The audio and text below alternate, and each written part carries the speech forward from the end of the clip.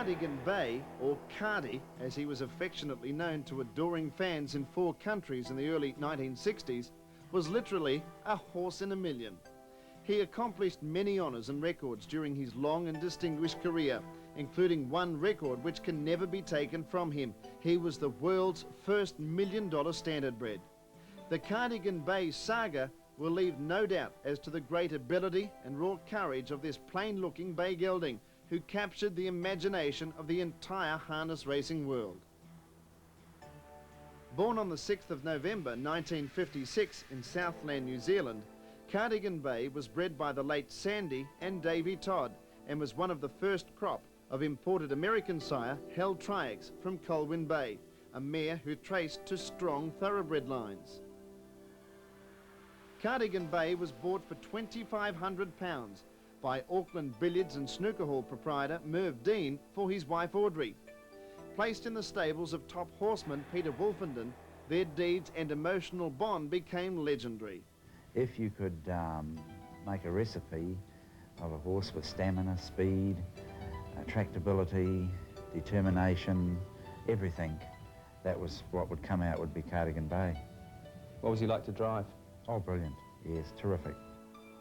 Cardigan Bay won his first 7 starts for Wolfenden, including the 1961 New Zealand Free-for-All at Addington and the 2-mile Auckland Cup.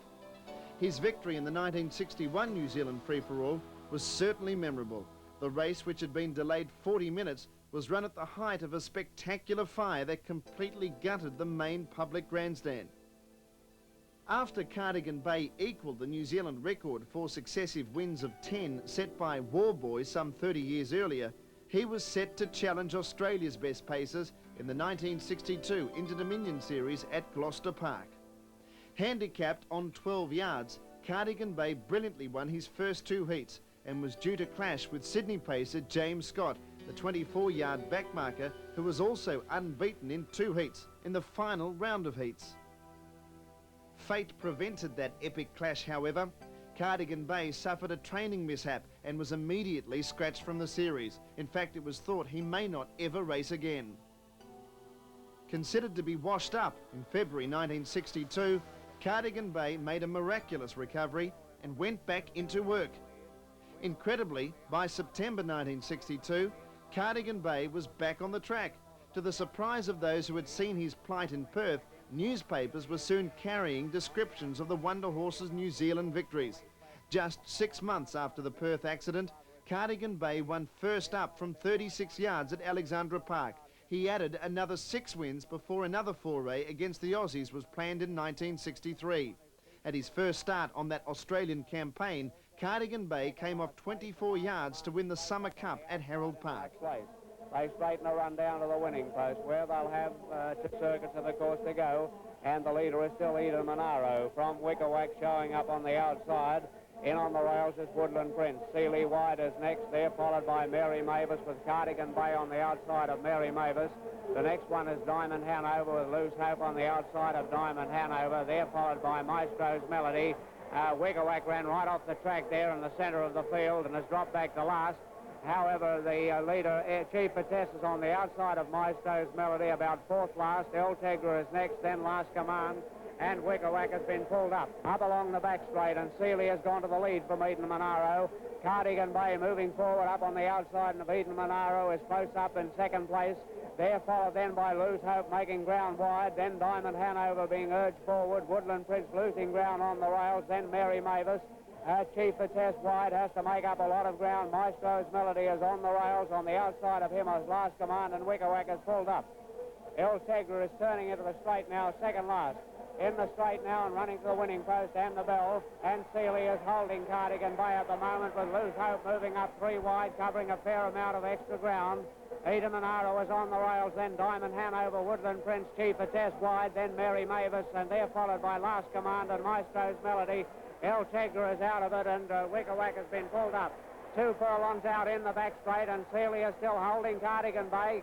Cardigan Bay, his driver calls for his effort now, and he's moving fast and quickly on the outside.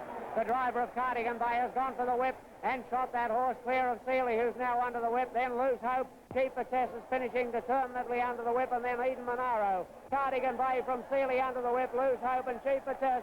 But Cardigan Bay is too good for them in the straight. He's clearing away from the opposition, and it's all over. Cardigan Bay runs home about 4 lengths in front of Seeley, who just lasted to beat Mary Mavis, who finished fast to perhaps get third place ahead of Cheaper Test, then Lose Hope, Eden Monaro, last command. With that win under his belt, Wolfenden and Cardigan Bay ventured to Adelaide and Wayville, affectionately known as the Circle of Death for the Interdominion. The back marker on 24 yards, Cardigan Bay won his first 2 heats, but Wolfenden was tipped out of the sulky in the 3rd heat after being involved in a scrimmage in the first lap. As Cardi crashed heavily to the ground on his injured hip, another wasted Interdominion campaign loomed ominously. Fortunately, he came through that ordeal virtually unscathed, suffering cuts only to the stifle and elbow on his near foreleg. Luck was again with Wolfenden and Cardigan Bay in the grand final on the 21st of February, when a pile-up racing off the back straight the last time wiped out half the field.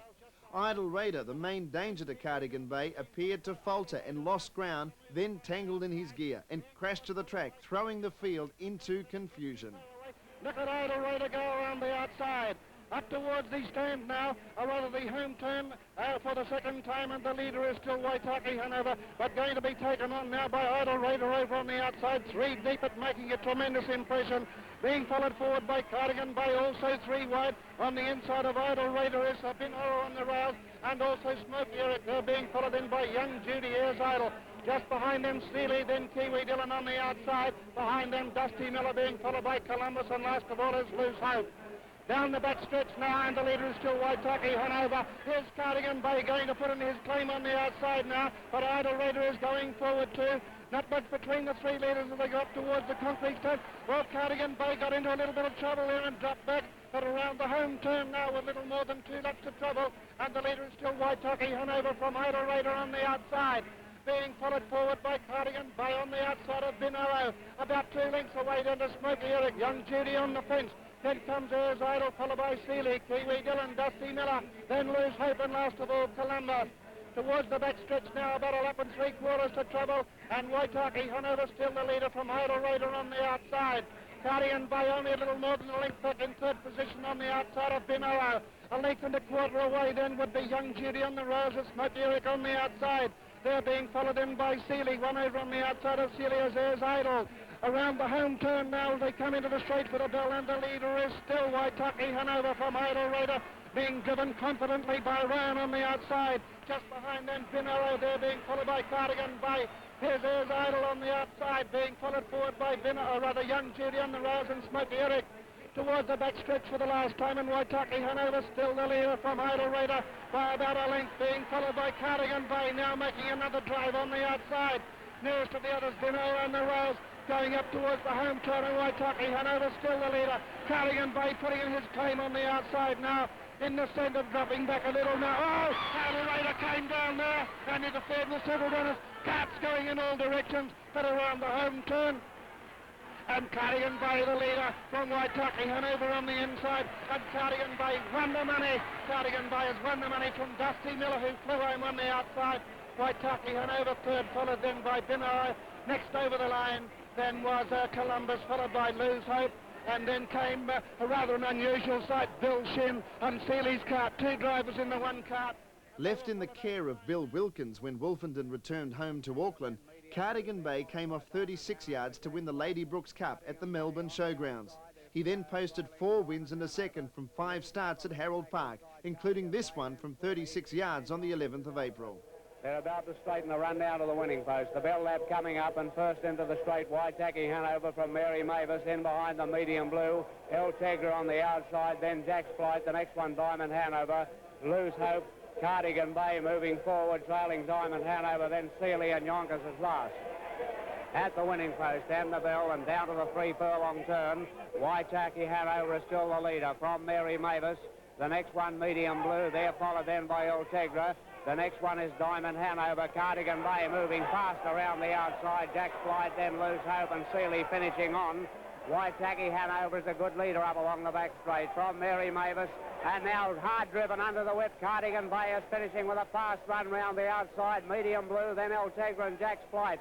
Waitaki Hanover being urged along in front, but this great champion Cardigan Bay has moved up effortlessly on the outside.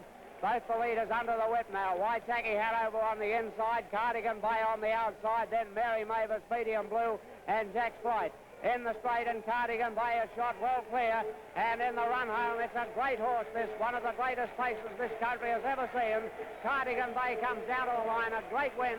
Mary Mavis second, close for the placings. Medium Blue or Jack's Flight, then Waitaki Hanover. Cardi's only defeat in 6 starts at Harold Park that season was when he came from the back mark of 48 yards and was a gallant second to Waitaki Hanover in the Lord Mayor's Cup in April.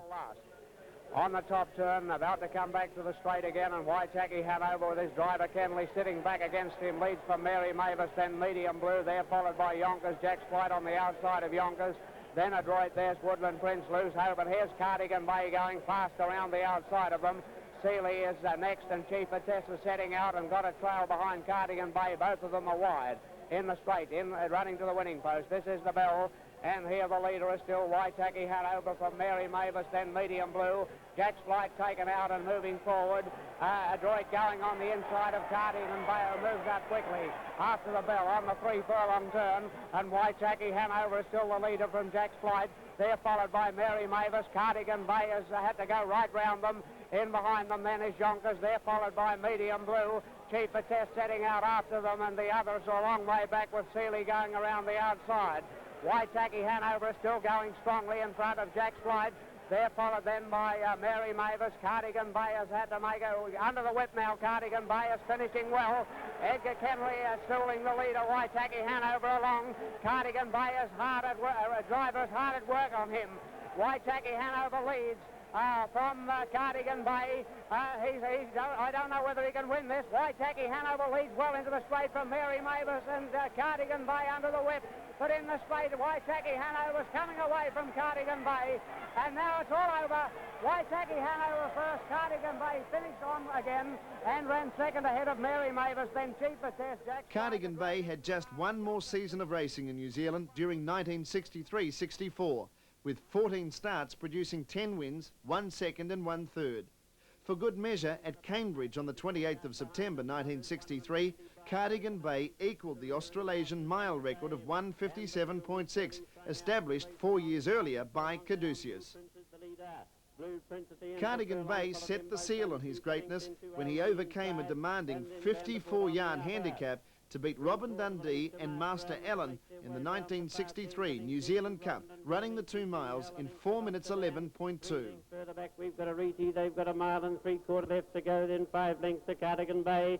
And the length further back, then we've got Dandy Briar. A long way back, Grouse is right out of the contest in the field. It raced an Indian file, and round the bend into the straight they come for the first time. And Vandervoort is the leader.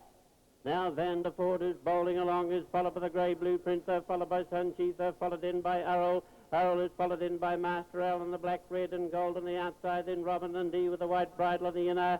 A length into King Hell, a length into Dr. Dan, a length to Reedy, a length and a half into Cardigan Bay, then Dandy Briar on the inner. They've gone past the judges' box, they make their way to the showgrounds bend.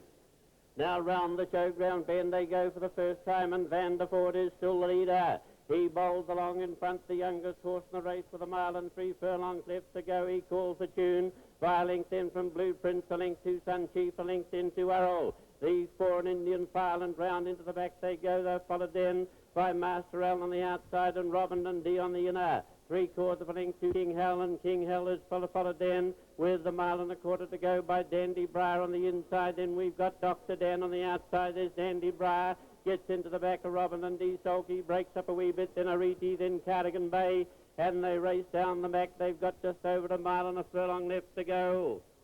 Now with 1 mile and 1 furlong left to go, and Vandervoort is still the leader. Vandervoort, he leads the New Zealand Trotting Cup field in 1963 round the far bend, and there's King Hell with the white bridle moving up on the outside of the leader, and they're followed by Master Al on the outside and Blueprints on the inner. 1 mile left to go. A length into Earl on the outside of Sunchief, followed by Robin Dundee on the inside, then Doctor Dan on the outer. Round the bend into the straight and 7.5 furlongs left to go. A length into Ariti, then we've got Cardigan Bay, the biggest stake winner in the field, next a length away on the outside. And on the inside of Cardigan Bay is Grouse and Dandy Briars at the rear. Now the field race along past the pack stands now, and they've got just over 6.25 furlongs left to go. And it's King Hell on the outside and Vandervoort on the inner. These two, they bowl along in front. They're followed by Blueprints on the inside and Master L on the outside. Then Arrows next on the outside and Sunchief for the Shadow Blind on the inner. They're the first six, and round the showground bend they go for the last time. Robin Dundee is next on the inside of Dr. Dan. They're followed by Grouse on the inside of Ariti. Then a link to Cardigan Bay. 5 furlongs left to go, and the link then to Dandy Briar. Now the field, it races into the back for the last time, and Vandervoort is still the leader. It's Vandervoort by half a length from King Hell. They're followed by Blueprints, and Blueprints is followed in by Ariti. Moving round on the outside, they go past the 4. Cardigan Bay is following Ariti. There's Sunchief and Blueprints. They go into a break on the inside, and they race along. They just outside the 3 furlong mark, and Ariti is the leader. It's Ariti by a length from Cardigan Bay with 3 to go. They're followed by Vandervoort on the inside, then King Hell on the outside. Master Allen 3 out on the outside of these 2. They make their way round the far bend. Then Robin Dundee moving through on the inner. A length into Earl. They make their way past the 2, and Cardigan Bay is the leader. Cardigan Bay on the outside by half a length. Marici being kept after its work on the inner. They're followed by Vandervoort on the outside and Robin Dundee on the inner. And round the bend they come. They've got just over a furlong and a quarter to go. And Cardigan Bay is the leader. It's Cardigan Bay by 3/4 of a length from Robin Dundee in the middle of the Riti down on the inside, and Vandervoort on the outside. But Cardigan Bay is hanging on. Robin Dundee is catching Master Allen also. But they race past the post, and Cardigan Bay is the winner. Cardigan Bay by a length from Robin Dundee, followed in by Master Allen. They're followed by Dr. Dan and Ariti. At his final race appearance in New Zealand, Cardigan Bay shrugged off a 60-yard handicap to win the 2-mile Pizarro Memorial at Alexandra Park on the 18th of January 1964. The handicapping system in New Zealand and Australia was seriously threatening to get to the bottom of the best pacer produced in the Southern Hemisphere. It soon became obvious there was only one logical place for him: the United States of America. Before that, however, he had one more crack at Interdominion glory, this time on the tricky 3-furlong Melbourne Showground circuit. Cardigan Bay was a raging hot favourite for the final, even before the first heat had been run. It seemed only bad luck in running could stop him from joining Captain Sandy as the only horses to win 2 Interdominion titles. He became a more pronounced favourite when he came off 36 yards to beat Minuteman and Assiduous in the first heat. Now into the straight with just over a lap to go, and Cardigan Bay pulled out to make a run, but the leader still is Assiduous, leading from Little Maori, but Cardigan Bay is going straight up to them 3 wide, and they are followed then by Sparkling Palade and Minuteman. But they go round towards the back straight, and there's almost 3 in line. Assiduous on the outside of Assiduous is Little Maori, 3 wide is Cardigan Bay, and he's starting to gather them in. Just in behind them is Sparkling Palade, followed by Scotty around. Minuteman 3 wide, and then comes Tarkula. But they go towards the bottom turn, and with a furlong and a half to go, and Cardigan Bay shot to the front to lead from Assiduous. They are followed then by Minuteman, and as they come round the turn into the straight, and Cardigan Bay's driver's got a firm hold, and when they straighten up, Cardigan Bay leads from Little Maori. They are followed by Assiduous, and further out is Scotty and Minuteman. And Cardigan Bay is going to come along and win it. Minuteman, a great race to run second. Third would be Assiduous ahead. An all-time record crowd of 45,788 crammed every vantage point of the showgrounds, but the race was virtually decided at Barrier Rise when brilliant Adelaide 4-year-old Minuteman jumped straight to the front and led throughout. 2 interested spectators at the Melbourne Carnival were Martin Tannenbaum, the head man of Yonkers Raceway in New York, who desperately wanted Cardigan Bay in America for his International Pace Series. The other was legendary American trainer-driver Stanley Dancer, who needed a good free-for-aller for competition in and around New York.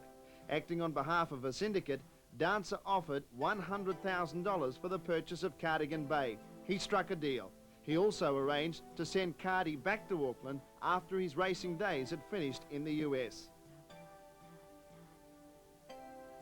Cardi raced 67 times in New Zealand and Australia for 43 wins. His combined earnings were the equivalent of just over 158,000 US dollars. But he was about to start winning big money on the US circuit. On his arrival in the US, Cardigan Bay found that most of America's finest pacers were around to do battle with him, including Overtrick, Meadow Skipper, Country Don, Tarquinius, Adora's Dream, Rusty Range and Henry T. Adios. Later it was to be Brett Hanover, Adios Marches, Romeo Hanover and Adios Vic and others who could offer the competition. Cardigan Bay had 17 starts in his first American season for 7 wins and 8 placings, with a return of $160,750. Returning as a 9-year-old in April 1965, Cardigan Bay posted a win from 4 starts, but Dancer was not happy with him. Had his leg x-rayed, which revealed a broken splint bone, and 2 inches of bone were cut out of the leg. With his age now in double figures, Cardigan Bay added 10 wins to his credit in 1966, including the $100,000 International Pace and the $65,000 Pace of the Century at Yonkers Raceway, plus another 4 $50,000 events. Following his clean sweep of the International Series, Yonkers Raceway programmed the Pace of the Century on the 20th of May 1966, featuring a clash between Cardigan Bay and the brash 4-year-old rising star Brett Hanover. Brett Hanover had been twice voted US Horse of the Year, a Triple Crown winner at 3. He could also boast world records of 1:57 on a half-mile track and 1 minute 55 for 3-year-old paces on a mile track. He had established the longest winning sequence in modern harness racing, 35 consecutive races. Cardigan Bay went into the race with 9 consecutive wins and a US record of 39 starts for 27 wins. Brett Hanover could boast 47 wins in 3 seconds from 50 starts. The race drew the largest crowd of the Yonkers season. Brett Hanover was the 3-5 odds-on favourite, with Cardigan Bay at even money. They're off. That's Sweet Luck in the center of the track. On the inside, Fire Sweep. Brett Hanover on the outside is 3rd. Cardigan Bay along the rail is 4th, and Adios Marches is 5th. They go around the lower turn with Sweet Luck leading by 2 lengths. Fire Sweep is 2nd. Cardigan Bay is now 3rd. Brett Hanover is 4th, and Adios Marches is 5th.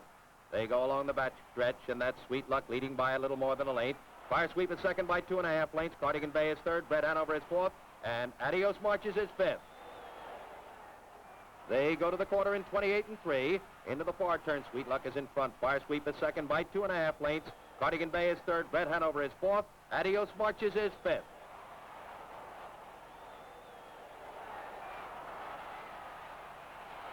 They come by the stands the first time. Sweet Luck on top. They go to the half in 59 and 2/5. Into the lower turn, Sweet Luck leading by a length. Fire Sweep is 2nd. Cardigan Bay is 3rd. Brett Hanover is 4th.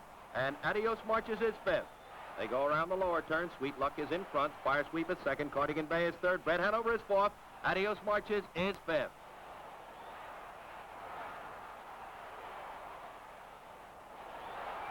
They go down the backstretch for the last time, and Sweet Luck in front. Fire Sweep is 2nd. Cardigan Bay is 3rd. And moving up on the outside, Brett Hanover is 4th. They go the 3/4 in 1:30 and 4/5. Into the last turn, Sweet Luck is in front. Cardigan Bay coming up on the outside is 2nd by a neck. Along the inside, Fire Sweep is 3rd. Brett Hanover moving on the outside is 4th. Adios Marches is 5th.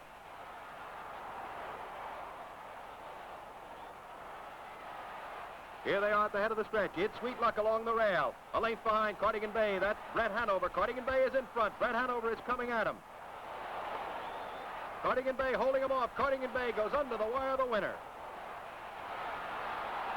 Brett Hanover is 2nd. Adios Marches is 3rd. After the race of the century, Cardi continued to race at the highest level in the US.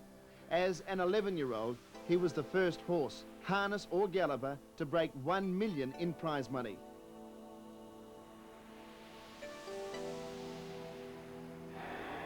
After spending a period of time in quarantine in England, Cardigan Bay arrived back in New Zealand at Wellington on the 17th of January 1970. A tearful Audrey Dean was there on the dock to welcome her champion home. Are you glad to have him back? Oh, I certainly am, yes. What do you think of his condition after the voyage? Oh, well, I think he looks very well indeed. Yes, a little wobbly, of course. Can you give us any idea what's going to happen now? Well, he's going to Hutt Park on the 21st of February. Paraded around the various tracks of New Zealand and cheered by thousands of doting fans, Cardigan Bay retired to the luxury of Sir Henry Kelleher's picturesque property near Auckland. He spends a bit of time in his roost box. He's put in boxed every night, of course, and then he's turned out into paddock, which he has for himself, as his own paddock. And I think he enjoys life very much. And he has been doing particularly well here on the island. Seems to be part of it. He's greatly admired, of course, by many, not only local people, but people from overseas who have seen him racing in various parts of the world. In fact, he's a wonderful horse. Cardigan Bay died on the 4th of March 1988 at the age of 31, and the great horse is buried on course at Alexandra Park, Auckland, the scene of many of his great victories.